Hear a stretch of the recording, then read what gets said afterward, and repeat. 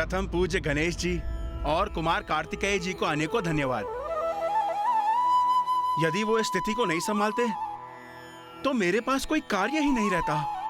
जब स्वर्ग में धन ही नहीं होता तो मैं किसका संरक्षण करता?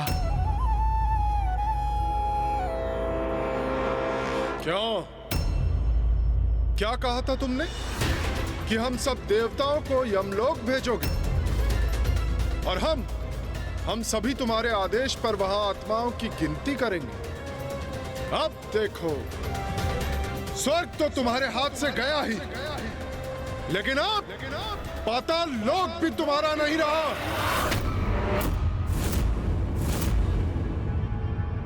प्रतीत होता है तुम सब असुर यमलोक जाने पर बाध्य होंगे। चिंता मत करो, मैं यमराज से कह देता हूं, वहां जाकर मृतात्माओं के साथ ये चौसर की क्रीड़ा करना। क्यों मित्र शुंभ, विचार उचित है ना?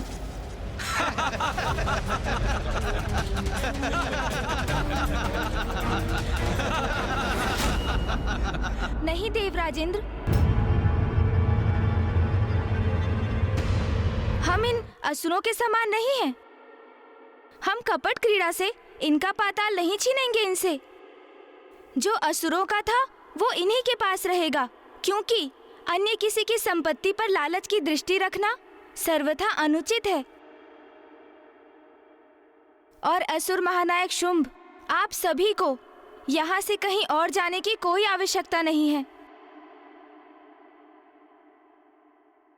किंतु जो आपने मायावी पासों की सहायता से हमसे छीना था, हमें बस वही लौटाना होगा आपको। जिस पर मेरा स्वामित्व स्थापित हो चुका है, उसे मैं कैसे लौटा दूं? कुछ नहीं लौटाऊंगा मैं, कुछ नहीं।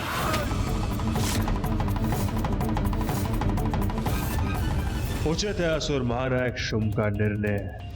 हमारे जैसे महायोद्धाओं के होते हुए इन भीरू देवताओं को कुछ लौटाने की आवश्यकता नहीं। युद्ध करना होगा तो वो भी करेंगे हम, किंतु असुरों की इस विजय को पराजय में परिवर्तित नहीं होने देंगे। कदाचित अब इन देवताओं को अपनी सम्मिलित शक्ति का परिचय देना ही होगा हमें। ये दुष्ट तो युद्ध करने को आतुर है। असुर महानायक शुंभ, हमारे मध्य जो नियत हुआ था, जो शर्त थी, उसे तो आपको पूर्ण करना ही चाहिए। और वैसे भी छल से प्राप्त विजय मिथ्या विजय थी आपकी, इसलिए उस विजय के अनुसार आपको जो भी प्राप्त हुआ उन पर आपका स्वामित्व अनुचित है। मेरे ही राजभवन में सत्य असत्य, उचित अनुचित का उपदेश देने की, उद्दंडता करने का दुस्साहस कैसे कर रहे हो तुम? शर्त वर्त निरर्थक है। मेरा निर्णय तो स्पष्ट है। जो कुछ मैंने इन देवताओं से छीना है, मैं कभी नहीं लौटाऊंगा, कभी नहीं, क्योंकि अब देवराज मैं हूं।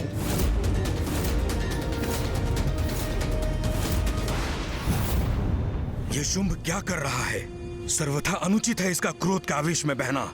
इसका परिणाम भयंकर भी हो सकता है। उचित आचरण का तनिक भी ज्ञान नहीं है इन असुरों को। अतिथि के साथ ऐसा व्यवहार तो प्रथम बार देख रहा हूं मैं। सबको बंदी बना लो, कारागृह में सबको बंद कर डालो और इस गणेश को बेड़ियों में जकड़कर मेरे पास खींच कर इसके प्रत्येक दांव का उचित प्रतिशोध लूंगा मैं। महादेव पुत्र प्रथम पूज्य गणेश जी के साथ ऐसी उद्दंडता, ऐसा कर कदाचित शुंभ अपने विनाश को आमंत्रित कर रहा है।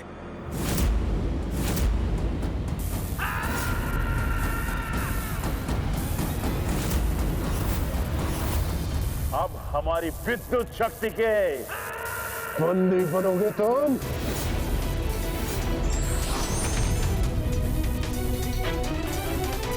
नहीं भैया, आप कुछ मत कीजिए।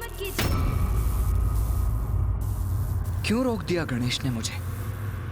मुझे इनसे निपटने दीजिए।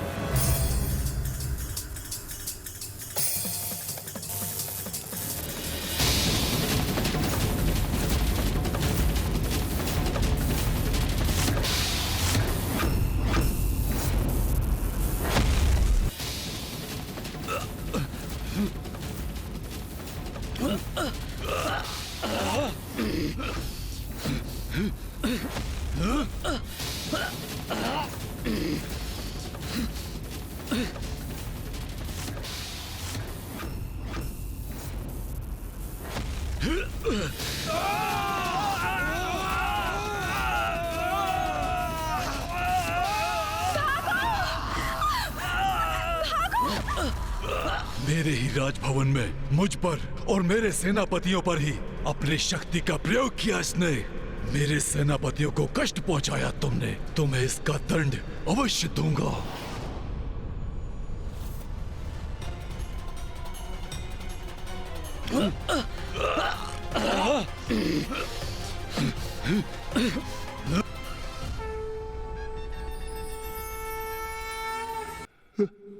ये कैसा प्रकाश है? हमें कुछ दिखाई क्यों नहीं दे रहा है? कुछ नहीं दिखाई दे रहा है। प्रथम पूज्य गणेश जी की अपार शक्ति का सामना कहां कर सकेंगे ये दुष्टासुर?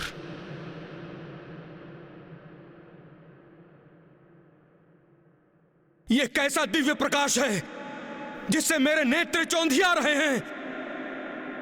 प्रथम पूज्य गणेश जी, हम कृतार्थ हुए। आपने इस विनाश से हमारी रक्षा ही नहीं की, अपितु अपने इस विराट रूप के दर्शन देकर हमें धन्य किया है प्रभु।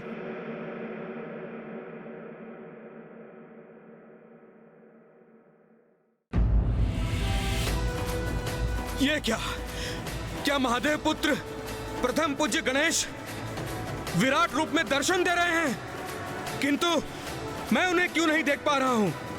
मैं तो ऋषि हूं, महादेव का भक्त हूं, फिर भी मैं गणेश जी के दिव्य दर्शन करने में असमर्थ क्यों हूं? मुझे दर्शन दीजिए प्रभु, मुझ पर कृपा कीजिए, मुझे अपने विराट रूप के दर्शन से वंचित मत कीजिए। असुर गुरु शुक्राचार्य, मुझे आपका स्वर सुनाई पड़ रहा है प्रभु, किंतु मैं आपको देख नहीं पा रहा हूं। आप मुझे नहीं देख पा रहे हैं क्योंकि आपको सत्पुरुषों से अधिक कुकर्मियों की संगति प्रिय है। व्यक्ति की संगति का चुनाव उसके समस्त जीवन का आधार बनता है। आप देवादिदेव के आदेश से ही असुरों का मार्गदर्शन करते हैं, ये सत्य है, किंतु इस कारण इनकी बुराई से आप भी प्रभावित हुए हैं। जिस बुराई की काली मां के छींटे आपके मन पर भी पड़े हैं, इसलिए मेरे दर्शन हेतु आपको अपने मन को पवित्र करना होगा। महादेव के नाम का उच्चारण कीजिए। ओम नमः शिवाय, ओम नमः शिवाय, ओम नमः शिवाय, ओम नमः शिवाय।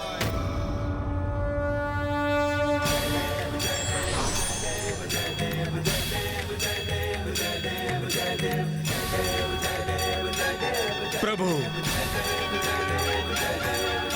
असुर गुरु शुक्राचार्य, आप असुरों के गुरु हैं, उनके पिता समान हैं।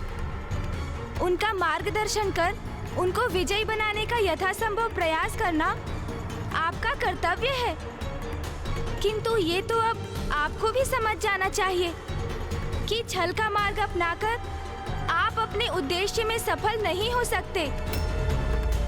आज आप ये क्या करने जा रहे थे? चौसर के दांव से, द्रुत क्रीड़ा से देवराज इंद्र के इंद्रासन, उनके पद और उनके स्वर्ग को उनसे छीनने जा रहे थे। आज के पूर्व भी अनेकों देवासुर संग्राम हुए हैं और असुरों ने आपके मार्गदर्शन में स्वर्ग पर अपना अधिकार स्थापित करने का प्रयास किया है, किंतु आज का ये छल तो अत्यंत अनीतिपूर्ण और निकृष्ट कृत्य था। आपके चरित्र का इतना पतन कैसे हो सकता है असुर गुरु? और इसमें जितना दोष असुर गुरु शुक्राचार्य का है, उतना ही आपका भी है इंद्रदेव।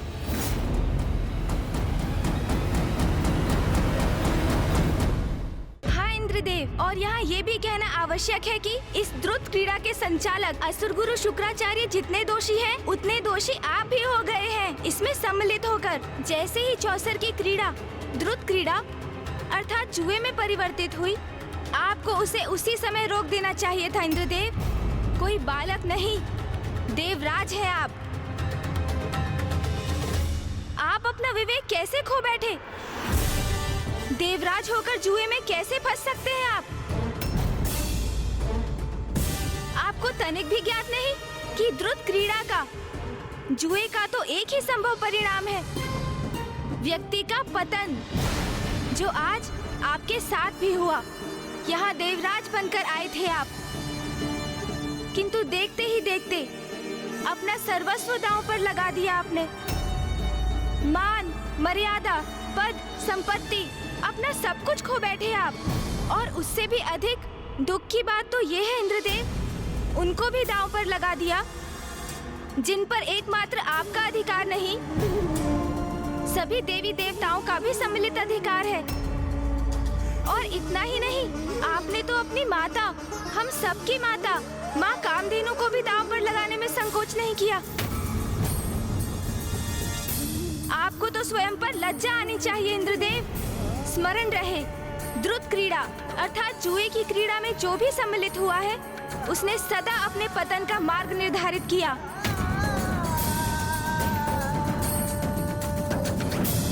जुए से व्यक्ति स्वयं तो निर्धनता की ओर अग्रसर होता ही है और समुदाय तक को महासंकट में डाल देता है।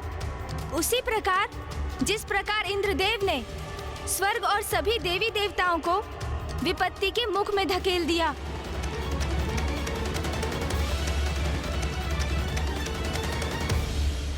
इतिहास साक्षी रहेगा कि जब जब संसार में द्रुत क्रीड़ा होगी, जुआ होगा, तब तब संसार विनाश और पतन की क्रीड़ा का भी प्रत्यक्षदर्शी बनेगा। प्रथम पूज्य गणेश जी, मुझसे बहुत बड़ी भूल हुई। मैं अपने आचरण, निर्णय और व्यवहार के लिए लज्जित हूं प्रभु। मैं आपसे वचन देता हूं, ऐसी भूल मुझसे पुनः नहीं होगी। मुझे क्षमा कर दीजिए प्रभु, क्षमा कर दीजिए मुझे।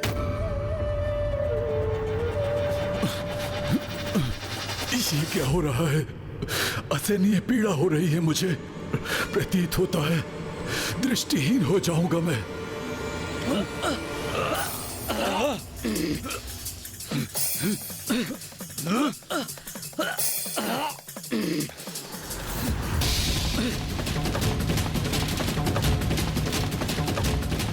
ये क्या हो रहा है? इन असुरों की दृष्टि क्यों खोती जा रही है?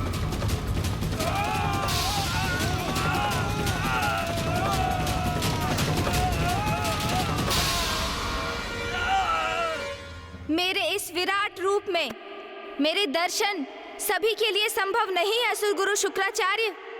इन असुरों की संगति के कारण आप भी मुझे नहीं देख सकते थे, किंतु महादेव के नाम के जाप से अपना मन शुद्ध कर आप मेरे पंचमुखी रूप के दर्शन करने के योग्य बने। और ऐसा इसलिए हुआ क्योंकि आप एक ऋषि हैं, अन्यथा मेरे दर्शन प्राप्त करने में तो देवताओं को भी कठिनाई हो रही है। सत्य तो ये है कि जो मन, वचन और कर्म से शुद्ध है, जिनका मेरे प्रति भक्ति भाव है, वही इस रूप में बिना कष्ट पाए मेरे दर्शन कर पाते हैं।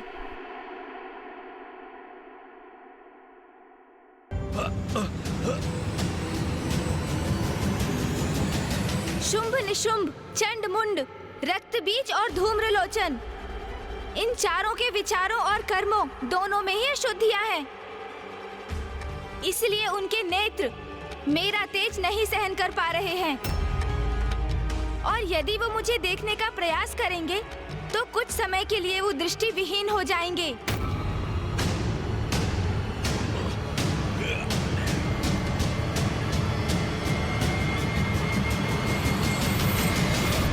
अभी भी समय है, संभल जाइए असुर गुरु। शुंभ निशुंभ और उनके सेनापतियों को ब्रह्मदेव और महादेव से वरदान अवश्य प्राप्त है, किंतु आप भूल रहे हैं, यदि वो पुनः अपनी सीमाओं का उल्लंघन करेंगे तो उन्हें उनका दंड अवश्य प्राप्त होगा। और उन्हें दंडित करने वाली शक्ति इतनी प्रचंड, इतनी शक्तिशाली होगी कि इन्हें ऐसी भयंकर मृत्यु प्रदान करेगी कि इनके शव भी नहीं पहचान सकेंगे आप। इसलिए ऐसी कोई परिस्थिति उत्पन्न मत कीजिए जिसके कारण पुनः देवासुर संग्राम छिड़ जाए, क्योंकि आपके शिष्य असुर कितने भी बलशाली क्यों ना हो जाएं, उनके अधर्म के प्रति उनका रुझान और उनका अविवेकपूर्ण आचरण उन्हें कभी विजय नहीं होने देगा।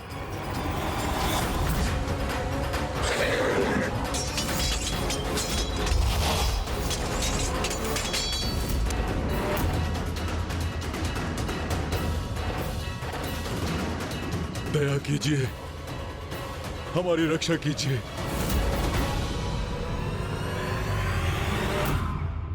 असुर गुरु शुक्राचार्य, ये मेरी चेतावनी है आपके लिए।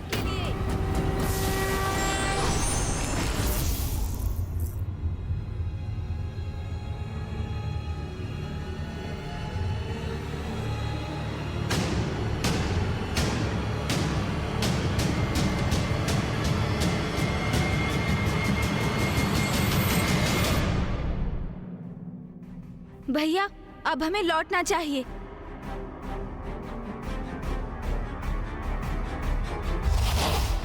मैं इनको नहीं जाने दूंगा।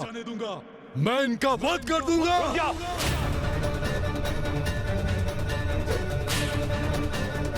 शुंभ, इन्हें रोकने का प्रयास मत करो।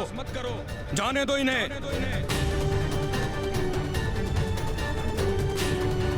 हमने इनसे जो भी प्राप्त किया है शांति पूर्वक लौटा दो।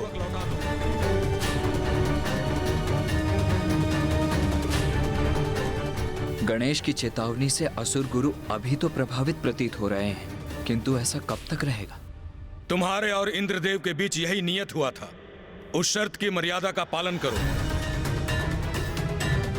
और देवताओं की निधियों को वापस लौटने दो।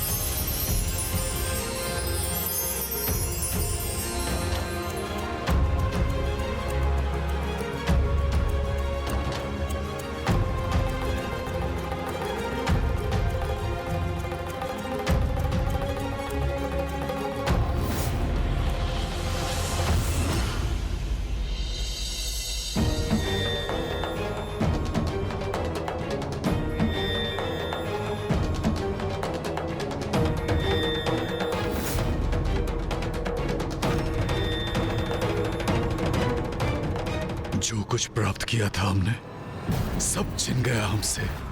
हमारा पाताल पुनः अपनी समृद्धि खो रहा है।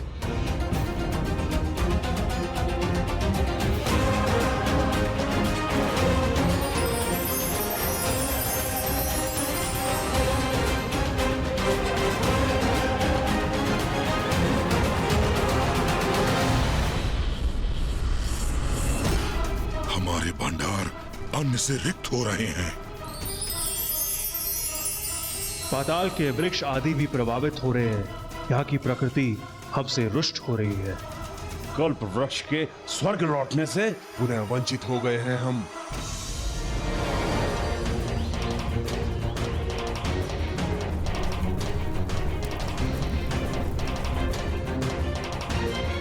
हमारी विजय को पराजय में परिवर्तित कर दिया इन दोनों ने। आप बड़े चिंतित प्रतीत हो रहे हैं, किंतु आपको चिंता करने की कोई आवश्यकता नहीं है। असुर महानायक शुंभ जी, आपकी मणियां और स्वर्ण जो आपने स्वर्ग लोक भेजे थे, वो सभी आपके धनकोष में लौट चुके हैं, क्योंकि आप असुरों के विपरीत अनुचित साधन से प्राप्त किसी भी वस्तु को अपने अधिकार में नहीं रखते। हम मेरे विचार से हम यहाँ जो करने आए थे वो हो चुका है। अब सब कुछ यथावत हो गया है, तो हमें यहाँ से प्रस्थान करना चाहिए गणेश।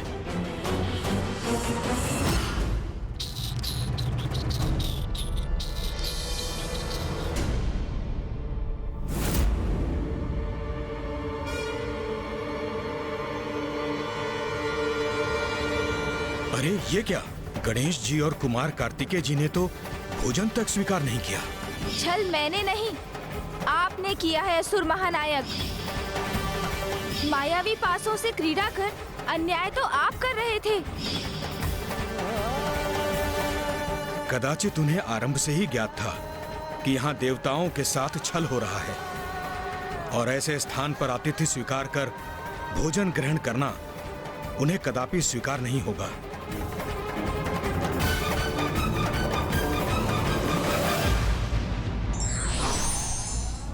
सत्य उजागर होने के बाद जो अपनी भूल नहीं सुधारते वो दंड के भागी होते हैं।